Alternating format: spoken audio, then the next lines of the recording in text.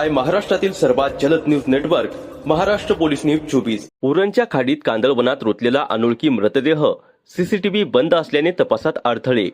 Uran railway station समोरील कांठल्या खाडीत एका अनोळखी पुरुषाचा कुजलेल्या अवस्थेतील मृतदेह आढळल्याने परिसरात एकच खळबळ उडाली। उरण रायगड उपसंपादक संजय गायकवाड यांच्या माहितीनुसार करंजा येथील संयोग प्रभाकर चव्हाण हे खेकडे पकडण्यासाठी खाडीत गेले असता त्यांना कांदळवनात आणि चिखलात अडकलेला मृतदेह दिसला। त्यांनी तातडीने उरण पोलिसांना ही माहिती दिली। पोलीस उपनिरीक्षक संजय वसंत साबळे यांच्या पथकाने घटनास्थळी धाव घेतली, मात्र मृतदेह चिखलात खोलवर रुतल्याने तो बाहेर काढणे शक्य होत नव्हते। त्यानंतर सिडको अग्निशमन दलाला पाचारण करण्यात आले। जवानांनी झाडे कापून मृतदेह बाहेर काढला आणि इंदिरा गांधी ग्रामीण रुग्णालय उरण येथे हलवण्यात आले। डॉक्टरांनी त्याला दाखलपूर्व मयत घोषित केले।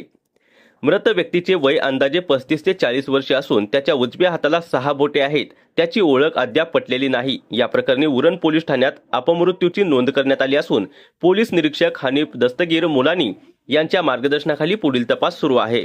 दरम्यान उरण परिसरात वारंवार अनोळखी मृतदेह सापडत असल्याने नागरिकांमध्ये भीतीचे वातावरण आहे। शहरातील अनेक सीसीटीव्ही कॅमेरे बंद असल्याने तपासात अडथळे येत असल्याची नाराजी नागरिकांनी व्यक्त केली असून ते तातडीने सुरू करण्याची मागणी करण्यात येत आहे। महाराष्ट्र पोलीस न्यूज 24 साठी रायगड जिल्हा उपसंपादक संजय गायकवाड।